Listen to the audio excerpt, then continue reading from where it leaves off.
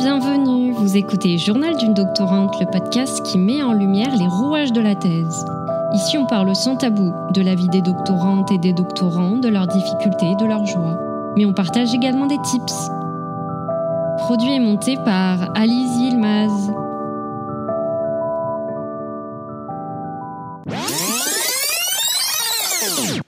On se retrouve aujourd'hui pour ce 3e épisode de la série « Comment rédiger sa revue de littérature » en compagnie de Colline, doctorante en psychologie et neurosciences en 2e année de thèse.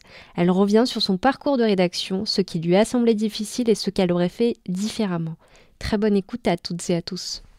Alors, bonjour Colline. Coucou. Merci d'avoir répondu présente à mon appel pour ce podcast autour de la revue de la littérature.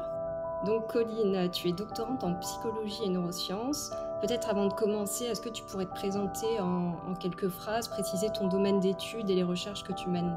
Oui, alors Colline. Je suis doctorante en effet en psychologie et neurosciences cognitives à Liège. Et donc, de quoi ça s'agit exactement ? Je bosse sur un sujet qui s'appelle l'inhibition cognitive. Et donc par exemple, l'inhibition c'est la faculté qu'on a à supprimer des trucs qui sont pas pertinents pour ce qu'on est en train de faire. Donc par exemple, quand vous parlez, vous devez supprimer toutes les idées que vous ne devez pas dire. Et donc vous devez inhiber les idées qui ne sont pas importantes pour votre phrase en cours. Et donc ça, c'est mon sujet d'intérêt. Et je m'intéresse à ça chez les adultes, chez les personnes âgées, chez les personnes qui ont des troubles du langage. Et vu que je suis dans un laboratoire de neurosciences cognitives, on fait aussi des acquisitions en IRM. Et donc voilà, et donc je suis expatriée, je suis française, mais je fais ça en Belgique. Pour débuter, déjà, est-ce que tu pourrais nous raconter comment tu t'es organisée pour tes recherches bibliographiques, comment tu as choisi des lectures et finalement quelle stratégie tu as mis en place pour les classer ? Est-ce que tu as lu plutôt des livres, des articles ? Est-ce que tu étais sur Google Scholar, Isidore ? Est-ce que tu as consulté d'autres thèses ? Voilà. Est-ce que tu peux nous parler en tout cas de tout ce qu'il y a autour des recherches bibliographiques ? Ok, est-ce que tu veux que je cible la thèse en général ou la revue de littérature particulièrement ? La revue de littérature particulièrement. Enfin, qui fait partie de la thèse de toute manière, mais voilà, si on peut rester autour de la revue de littérature, ce serait peut-être mieux. Ok. Alors pour l'article de la revue de littérature en lui-même, moi j'en suis à 2 ans et demi de thèse sur 4 en Belgique. Et donc là, ça fait déjà depuis un moment qu'on en parlait avec mon promoteur, donc directeur de thèse et promoteur en Belgique aussi. Donc avec mon promoteur, on en parlait depuis qu'il y a eu le Covid en fait, parce que les expériences ont été arrêtées, donc il m'a dit « ce serait bien que tu le fasses ». On s'est dit « oui, on serait bien de le faire en effet ». J'ai eu une petite période où ça n'a pas été très bien pour moi, et donc en fait ça a été repoussé à janvier. Et donc depuis janvier, je travaille sur cette fameuse revue de littérature en article. Et il faut déjà définir plus ou moins sa recherche de questions, et à partir de là, la recherche d'articles, ça va être... c'est vrai que j'utilise énormément Google Scholar parce que ça centralise énormément de bases de données. Donc ça, c'est pour ma recherche. On peut utiliser aussi Web of Science ou PubMed. Après, on peut directement aller sur les plateformes de recherche comme par exemple Science Direct, mais c'est tout de suite plus restreint, on va dire. Alors que par exemple Web of Science ou Google Scholar, c'est vrai que t'as quasiment tout en fait. Donc c'est vraiment top. Ensuite, je tape mes mots-clés et j'essaie de chercher ce qui correspond le plus à ma question de recherche. Et une fois que je trouve des articles, moi j'utilise Zotero. J'avais fait un post notamment sur le sujet. Zotero, moi je suis un peu une maniaque et une toquée, donc j'adore parce que je peux faire plein de dossiers. Et donc mon Zotero, c'est plein de dossiers, plein de sous-dossiers, et à chaque fois que mes articles rentrent dans les dossiers, je les enregistre directement depuis le module internet de Zotero. Et j'ai un classeur où j'avais commencé au début de ma thèse avec des articles. Là, quand tu fais de la revue de littérature, tu ne peux plus tout imprimer, c'est pas possible. En tout cas dans mon cas, parce qu'il y a beaucoup de littérature, mais ça part dans tous les sens, donc je me retrouve avec énormément d'articles. Vu que la revue de littérature, c'est souvent très théorique, tu as beaucoup de concepts, et donc ce serait impossible. Et c'est là que franchement les outils de management d'articles sont vraiment des outils intéressants. Et donc, est-ce que tu as fait d'abord ta recherche bibliographique, comme tu as dit, tu as tout importé sur Zotero, puis tu as classé, ou est-ce que tu as lu au fur et à mesure de ta recherche? Ouais, alors vu que j'ai déjà 2 ans de thèse, je voyais un peu les thèmes qui se dégageaient. Et en faisant mon projet de thèse aussi, j'avais déjà des thèmes qui se dégageaient. Évidemment, plus tu cherches, plus tu vas découvrir des sous-thèmes, entre guillemets. Et donc ça, je les ajoute au fur et à mesure, les dossiers des sous-thèmes, dans ma recherche d'articles pour la revue de littérature. Je sais pas combien de dossiers j'ai, mais j'en ai au moins une 30aine différents. Après, pour mon article en lui-même, j'ai un dossier qui reprend en fait, c'est un peu le thème général de ma thèse, et dedans je classe tout par thème. Par exemple, si mon thème général, moi, c'est inhibition, et que je m'intéresse à divers sous-thèmes, je vais avoir un dossier général inhibition. À l'intérieur, j'ai inhibition et langage, inhibition et vision, inhibition et neuroanatomie, inhibition et personnes âgées, et je crois que j'en ai une dizaine comme ça. Et en fait, dès que je suis dans Google Scholar et que j'utilise le module de Zotero qui sert à importer depuis Internet directement, dès que je fais l'enregistrement, en fait, je mets dans le bon dossier. Ça se peut que des fois, par exemple, des fois mon promoteur, il m'envoie 3 articles d'un coup, je les télécharge, je regarde ce que c'est et ensuite je les mets dans les bons dossiers. Mais si tu commences à te faire un dossier, je trie après, tu le feras jamais. Ok, donc toi tu as choisi, préféré tout trier et ensuite tu organises tes lectures, c'est ça? En fonction des dossiers que tu as fait, si j'ai bien compris. Alors, pour écrire la revue de la littérature et l'organisation, en fait, c'était je sais pas comment vraiment l'expliquer sans que ce soit trop flou. Il y a une première partie où j'ai essayé de faire un plan général de ma revue de littérature. Et j'avais essayé de faire un premier brouillon, un premier draft. Et dans ce premier brouillon de la revue de littérature, j'essayais déjà de marquer des idées par-ci par-là. Ça m'a aidé aussi à structurer mon Zotero et mes différents dossiers de Zotero, en fait. Et donc, à partir de ce premier brouillon, mon promoteur, mon directeur de thèse m'a dit « Ok, tu pars dans la bonne direction, donc tu peux continuer dans cette direction-là. » Et donc, j'ai laissé tous mes dossiers comme ça.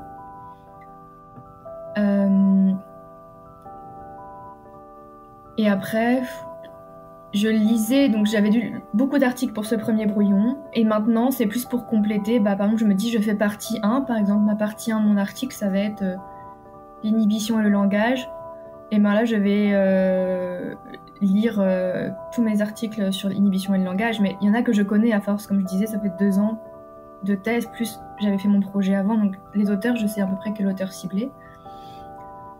Et en fait, c'est quand tu vas écrire ta revue de littérature, tu vas voir que tu vas plutôt aborder telle ou telle idée, et donc tu vas plutôt lire les articles qui se rapportent, et en fait, tu vas lire au fur et à mesure. En fait, c'est très utopique de se dire que tu vas réussir à tout lire du premier coup, parce qu'au final, à chaque fois que tu vas avoir une nouvelle idée, tu vas continuer de creuser.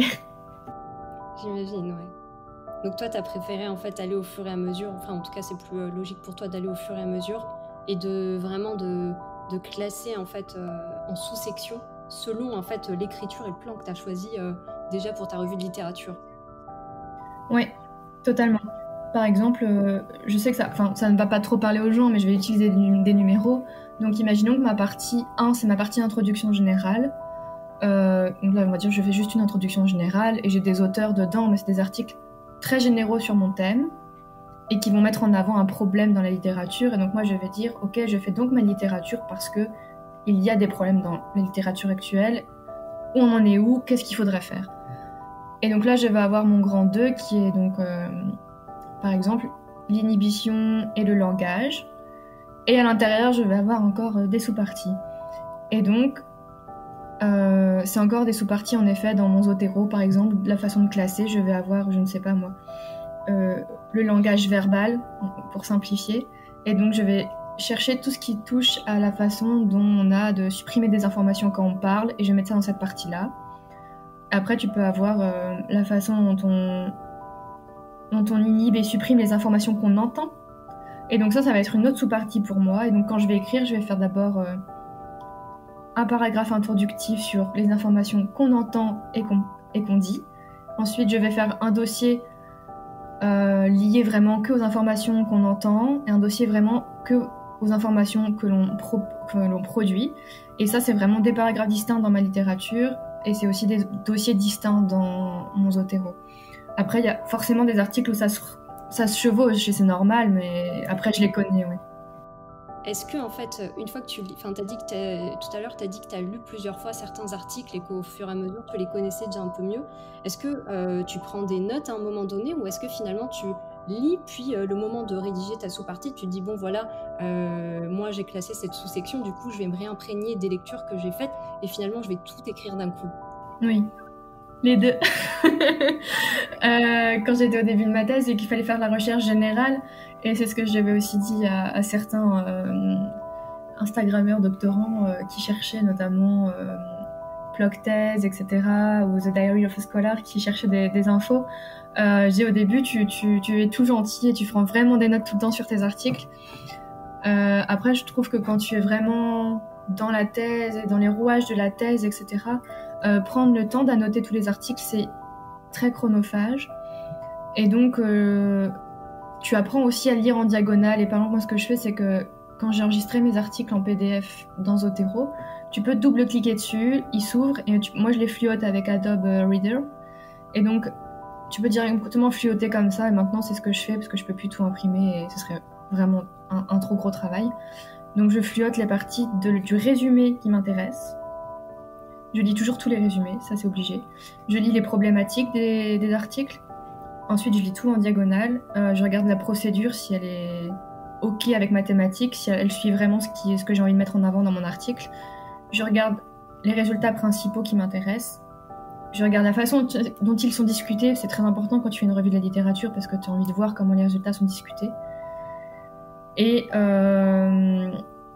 au début, tu fais ça très lentement et à force, quand tu en as beaucoup, tu apprends vraiment à faire ça très rapidement. Et donc, je crois qu'au début, tu fais vraiment ce travail-là, article par article.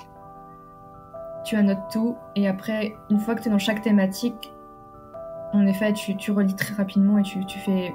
Limite, tes notes, elles sont mentales et tu les écris tout de suite, comme tu disais. Du coup, si j'ai bien compris, tu as déjà publié sous forme d'article ta revue de littérature, c'est ça ? Non, on est en train. On la termine là, mais c'est le but. Et est-ce que tu peux nous dire combien de pages elle fait ? Parce que c'est une question qui revient souvent. Et combien de temps ça t'a pris finalement, tout ce travail de lecture déjà et d'écriture de ton article ? Ouais, alors là je savais qu'avec les références inclus, elle faisait 55 pages. Mais j'ai beaucoup de références. Donc peut-être 35-40 pages d'écriture. Après, je crois que ça... Et le temps que ça m'a pris, officiellement, j'ai commencé à réfléchir dessus. Déjà un peu l'année dernière, mais j'avais pas pris le temps d'écrire, etc., vu que j'ai traversé une période difficile. Sinon, je m'étais mise depuis janvier, et après, c'était vraiment par période où je pouvais écrire. Sachant que moi, j'arrive à écrire quand, par exemple, j'ai rien d'autre dans ma journée. Et donc, il y avait plein de réunions, les étudiants à superviser, etc., c'était très compliqué. Et là, par exemple, j'ai fait quasiment ça tout le mois de juin, concentré. Après, il y a des facteurs qui ne dépendent pas de nous. Par exemple, les retours de nos promoteurs qui peuvent des fois soit prendre du temps, soit... L'autre jour, ça m'a fait sourire parce que j'avais fait justement les 35 pages et mon promoteur m'a répondu que sur les 5 premières. Et je me suis dit non. Et c'est la partie qui sert à restructurer tout ton article. Donc je savais que... Je me suis dit, s'il ne me fait un commentaire que sur les 5 premières, c'est que du coup, je dois refaire la suite en fonction. Et c'est des choses qui prennent énormément de temps. Et donc, tu as dit tout à l'heure également que ta revue de la littérature, elle se proposait de répondre à une question spécifique. Je me demandais comment et quand est-ce que finalement tu as trouvé cette question à répondre et finalement comment est-ce qu'elle répond aussi à, tu l'as dit tout à l'heure, à un manque qui peut y avoir dans la littérature actuelle, dans ton domaine d'études. Alors, c'est évidemment en lien avec ma problématique de thèse. Ce n'est pas la même problématique que ma thèse, évidemment. Mais c'est basé dessus. Et donc, par exemple, moi, ça va être, dans ma revue de littérature, ça va être juste le penchant théorique et une partie du penchant théorique. Parce que tu pourrais pas tout aborder non plus dans un article versus une intro de thèse. Et donc, par exemple, travaillant sur cette faculté à supprimer les informations qui ne sont pas importantes. Donc moi, je m'intéresse à la façon dont on supprime les infos pas importantes quand on parle et quand on regarde des choses. Et donc, on s'est dit, ok, dans la littérature, c'est un truc on en parle énormément. Il y a beaucoup de choses, c'est très à la mode, ça fait partie d'un autre concept aussi très à la mode. Mais qu'est-ce qui est fait concrètement dessus pour l'évaluer, cette fonction ? parce qu'on s'en sert tous les jours. On s'en sert en ce moment pour éviter de faire n'importe quoi. On s'en sert quand on conduit pour se concentrer sur ce qu'on est en train de faire et supprimer ce dont on ne doit pas tenir compte. Et en fait, dans la littérature, dans ce que je fais, il y a énormément de tâches et d'expériences différentes. Mais il n'y a pas une même tâche ou une même expérience qui a été utilisée de la même manière quand tu regardes et quand tu parles. Sauf qu'il y a beaucoup de gens qui considèrent que du coup c'est quand même la même chose. Et nous on s'est dit mais est-ce que c'est vraiment la même chose ? Est-ce que c'est vraiment évalué de la même manière ? Qu'est-ce qu'il en est dans la littérature ? Et donc on s'est dit en fait on va regarder d'un côté tout ce qui s'est fait sur cette faculté à inhiber les choses quand on parle, et d'un autre côté sur tout ce qui est fait pour cette faculté quand on voit des choses. Et qu'est-ce qui est fait pour comparer les deux ? Et là, moi, c'est là que dans la littérature, y a rien, en fait. Et donc, voilà, c'est ce qu'on essaye de mettre en avant. On dit, OK, on a cherché le petit A, on a cherché le petit B, on a essayé de comparer dans une partie C. On s'aperçoit qu'il y a un grand gap dans la littérature. Et on s'intéresse aussi à ça dans le cerveau. Donc, certaines personnes ont montré qu'il y avait des parties dans le cerveau qui montraient partie A, certains auteurs ont montré partie B, mais en fait, est-ce qu'il y a vraiment des auteurs qui ont essayé de comparer cette faculté quand on parle et quand on voit de la même manière ? En fait, non. Et du coup, on dit, OK, à la fin, il se serait intéressant de comparer petit A, petit B de la même manière. Et je pense que c'est applicable à mon sujet, mais c'est applicable à peu près à n'importe quelle revue de la littérature, c'est de montrer ce qui existe déjà, et éventuellement de ce qu'on pourrait faire. Ouais, et du coup, tu as répondu en même temps à une question que je voulais te poser, mais c'était un peu sur le plan de ta revue de la littérature, mais du coup, comme tu as une question, finalement, tu viens de l'expliciter. Et tu avais également tout à l'heure parlé de la question de recherche de ta thèse, et tu avais dit que celle de ta revue de littérature, c'était pas la même. Et est-ce que tu pourrais peut-être un peu plus développer du lien qu'il y a entre les deux questions ? Et comment finalement ta revue de littérature, le questionnement que tu te poses dans ta revue de la littérature, elle te permet finalement aussi de mieux appréhender et d'introduire aussi ta question de thèse ? En fait, ça apporte et ça soutient complètement en fait les expériences que je vais faire dans ma thèse et les études que je fais dans ma thèse, parce que ce gap dans la littérature, c'est ce que j'essaye de combler dans ma thèse. J'essaye d'apporter le fait que de nouvelles expériences. En fait, j'essaye justement d'apporter la suite de la revue littérature. La revue littérature montre qu'il y a des choses qui ne sont pas faites dans la littérature, dans les articles actuels, qu'il n'y a pas d'expérience qui compare l'inhibition visuelle et l'inhibition verbale de la même manière. Donc, pour moi, en psychologie, c'est important parce qu'on peut se demander si par exemple des gens ont des troubles avec cette faculté cognitive, est-ce qu'ils vont vraiment pouvoir réparer et rééduquer cette faculté cognitive de la même manière s'ils parlent ou s'ils voient ? Est-ce que c'est des processus différents ? Est-ce que c'est pas le même processus ? Et donc ma thèse va servir, entre guillemets, à apporter une nouvelle expérience qui évalue les choses de la même manière et qui va pouvoir dire est-ce que c'est le même processus ou pas le même processus ? Est-ce qu'il y a des choses en commun, pas des choses en commun ? Et donc ensuite, comment ça évolue chez les personnes âgées, comment c'est dans le cerveau et comment ça fonctionne chez des gens qui ont des lésions cérébrales, comment on peut les rééduquer là-dessus, etc. Et donc ma thèse, c'est toutes ces questions-là, et la revue de littérature, c'est de dire que jusque maintenant, en fait, ça n'a pas été fait comme ça et que on en parle beaucoup de ce concept-là, tout le monde en parle en psycho, mais en fait... y a trop de choses différentes et pas assez de choses cohérentes. Donc en fait, ta revue de littérature, finalement, ce qu'elle met en avant, c'est qu'il y a un manque, quelque chose qui n'est pas exploité dans la littérature de ton domaine. Et toi, finalement, tu te proposes de l'étudier et vraiment de creuser cette question pour montrer justement comment ce que tu étudies, finalement, ça peut être mis en comparaison avec l'aspect visuel et l'aspect plus... verbal. Ouais, c'est ça. Et finalement, on vient sur peut-être la partie la plus importante d'après Anne Pézé que j'ai rencontrée hier. Quelles difficultés finalement tu as rencontrées pendant tout ce temps d'écriture de ta revue de littérature ? Comment tu t'es sentie face à tout ça ? C'est quand même une grosse charge de travail. Et comment tu as vécu cette étape de la thèse ? Alors, je me suis aperçue que j'adorais écrire, ce qui est cool. Mais par contre, il y a des moments où je vivais des moments de détresse devant mon Word, en me disant je panne complètement. Là, je sais plus quoi, je sais pas comment écrire, je ne sais pas comment formuler mes idées. Il y a un paragraphe, je me suis dit mais qu'est-ce que je vais faire de ce paragraphe? J'ai l'impression que je ne le comprends plus, il faut que j'arrête de le relire, j'ai l'impression que ça n'a plus aucun sens. Et des fois aussi, j'ai aussi appris qu'il fallait aussi demander à son promoteur des choses très précises. Par exemple, j'ai besoin de toi pour ce paragraphe-là, est-ce qu'on peut s'appeler? Est-ce qu'on peut se voir toutes les 2 semaines pour faire un point sur l'écriture, etc. Et est-ce que, justement, en parlant de ça, est-ce que finalement tu t'es sentie seule des fois face à... Parce que on va dire que c'est un travail finalement comparé au terrain où tu te retrouves face à ton ordinateur, tu écris beaucoup, tu lis, donc c'est un travail très solitaire. Est-ce que tu as senti de la solitude à un moment donné? Et si oui, comment est-ce que tu l'as contrée? Je ne te cache pas qu'en psycho, souvent, on se sent quand même assez seul. Ouais. Donc, c'est solitaire et on est souvent quand même beaucoup derrière des ordinateurs. Donc, pour moi, ça n'a pas été non plus un grand changement. C'est juste que je ne voyais plus trop de participants pour mes études quand j'ai écrit. Mais de toute façon, c'est le Covid, donc on ne voyait pas beaucoup de gens tout court. Je crois que c'est plus comme je te disais, quand j'avais des pannes d'écriture ou qu'il y a vraiment des moments où je me disais mais je vais jamais même là, ça m'est arrivé il y a pas longtemps. Elle est toujours pas terminée cette fichue revue alors que j'adore. Mais il y a des moments où je me dis je vais jamais arriver à la sortir, c'est pas possible. Et j'adore mon promoteur, mais il est perfectionniste, et moi aussi. Donc c'est un gros problème parce que moi je mets beaucoup de temps avant de lui envoyer un truc parce que je suis perfectionniste. Et lui ne met pas beaucoup de temps à te renvoyer un retour, mais du coup il va énormément aussi